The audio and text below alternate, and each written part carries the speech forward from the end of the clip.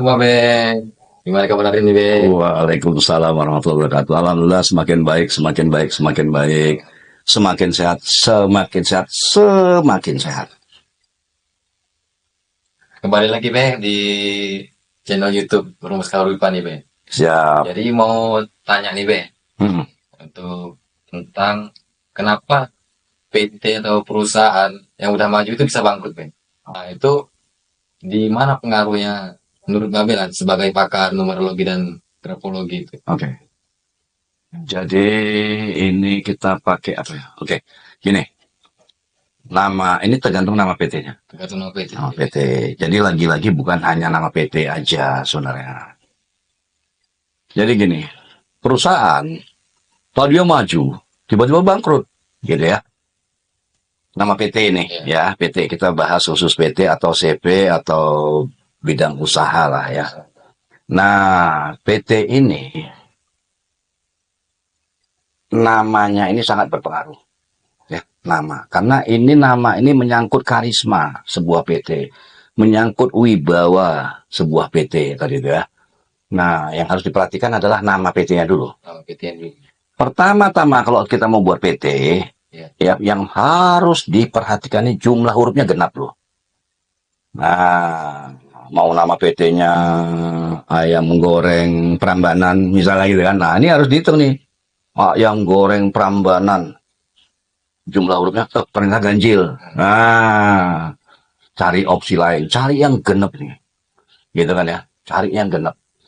Gitu, itu satu. Harus cari yang bikin yang genap. Itu satu.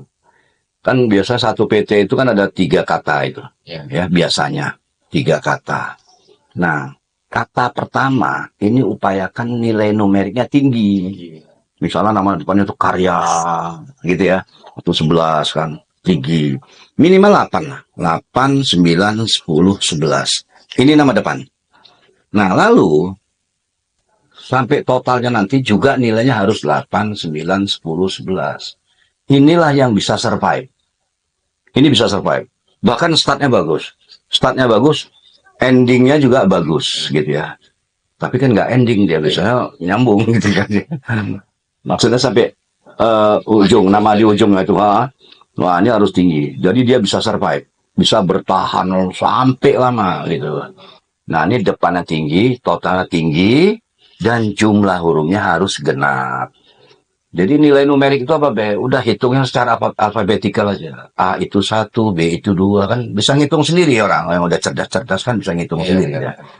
Gitu ya. Kemudian yang kedua, nah setelah jadi, yang memimpin ini siapa? Siapa pimpinannya tadi? Ya dong, siapa pemimpinnya? Siapa apa namanya? Kepalanya. Oh, siapa kepalanya? Siapa komisarisnya? Nah, ini orang ini satu-satu harus dicek barcode-nya dulu. Barcode apa? KTP di KTP-nya. Itu. Jadi aslinya seorang membuat KTP, dia dulu yang harus dirubah dulu barcode-nya. Harus diperhatikan dulu. Iya. ID Anda seperti apa? ID card Anda seperti apa? KTP Anda seperti apa? Yang perlu kita perbaiki sebenarnya potensi dirinya dulu. Iya. Energinya dulu orang ini gitu kan. Nah, orang terus PT-nya ini di bidang apa? Manufaktur kah? Jual beli kah? Perdagangan kah? Jasa kah? Ini harus kita tahu dulu. Nah, kita hubungkan nanti dengan pemilik PT-nya. Umpamanya dia punya servo sebagai pebisnis jasa. Nilai dia 10, 11. Berarti dia cocoknya di bisnis jasa. Jasa itu ya jasa angkutan, dia punya kapal pesiar. Kan kita bukan jual kapal pesiar, tapi memanfaatkan kapal pesiar ini supaya ditumpangin orang. Ini jasa, transportasi, itu jasa, gitu ya. Kemudian, apa lagi? Ya, jasa pelayanan, itu semua jasa. Nah, ada yang dia memang PTN itu berjual beli. Dia menciptakan sebuah produk, akan dijual, akan jual. Nah, ini kalau dia tuh bukan nilainya 89, si pemilik PT ini, dia nggak bisa maju. Gitu. Jadi banyak aspek. Makanya orang-orang tuh harus konsult dulu dia. Konsult dulu ke pakarnya. untuk dia memulai sebuah PT, dia harus konsult dulu. Namaku sekian, cocok nggak? Oh, belum cocok. Upgrade dulu nilainya. Gitu kan. Dibikin, mau nilai berapa? Mau 8, mau 9? Nah, mau 10, mau 11? Nah, kalau dia misalnya caleg-caleg gitu ya. Iya. Mau caleg. Itu ambil yang 10, 11. Nah, gitu ya. Tapi kalau mau bisnis, lihat dulu. Bisnisnya jasa atau spekulan. Ini harus dilihat dulu. Nah, jadi kebanyakan PT-PT yang bangkrut tadi, karena ini nggak matching semua. Nggak matching. Oh, yang matching itu yang sekarang yang ada maju itu kan. Kalau dilihat nanti diintip, nilai-nilai numeriknya bagus. PT ini bisa survive gitu kan.